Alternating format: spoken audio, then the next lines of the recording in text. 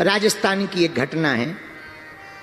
राजस्थान के और मध्य प्रदेश के बॉर्डर पे लगा हुआ एक गांव था। उस गांव में एक बार कथा हुई, राम कथा। तो जो पंडित जी कथा करने गए वो हनुमान जी के भगत थे, भक्ति करते थे।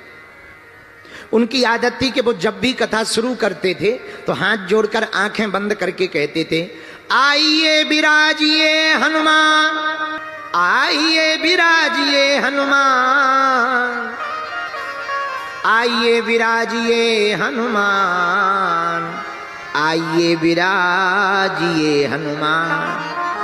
और हाथ जोड़ करके चौकी रख लेते थे सामने, उसी चौकी को प्रणाम कर लेते थे, फिर कथा सुनाने लगते थे। एक दिन एक वकील साहब गए, बोले महाराज आप हर रोज चौकी की तरफ देखकर कहते हो आइए विराजिए हनुमान, तो क्या सच में हनुमान जी आते हैं? तो कथा वक्ता बोले वकील साहब अब आप चाहे जो मानो, हमारे लिए तो रोज हनुमान जी आते हैं, कथा सुनते हैं, हमें आशीर्वाद देते हैं, उन्हीं की कृपा से हम कथा कह पाते हैं, फिर हनुमान जी चले जाते हैं। वकील साहब बोले देखो ये बातें नहीं हम मानते, ये तो हो गई आशा की बात, भरोसे की बात। हम तो वकील हैं, हम तो प्रमाण चाहते हैं, प्रमाण प्रमाण बताओ हनुमान जी आते हैं या नहीं आते। अब कथा के बीच में कोई टोके तो बुरा तो लगता ही है। तो पंडित जी को बड़ा बुरा लगा, समाज के बीच में ऐसी बात बोली। तो पंडित जी चिल्लाकर बोले वकील साहब हम दावे के साथ कहते हैं हनुमान जी आते हैं। तो वकील साहब बोले अगर आते हैं तो कहां बैठते हैं? बोले चौकी पर।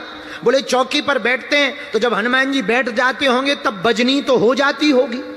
पंडित जी ने भी सोचा कौन बेइज्जती करवाए, भर समाज में बीच कथा में कोई टोके तो बुरा तो लगता ही है। तो मारे जोश के पंडित जी ने भी हनुमान जी का नाम लेके कह दिया हाँ जब हनुमान जी आते हैं तब चौकी भारी हो जाती। तो वकील साहब बोले हम ऐसे नहीं मानेंगे, चेक करेंगे, आज नहीं कल।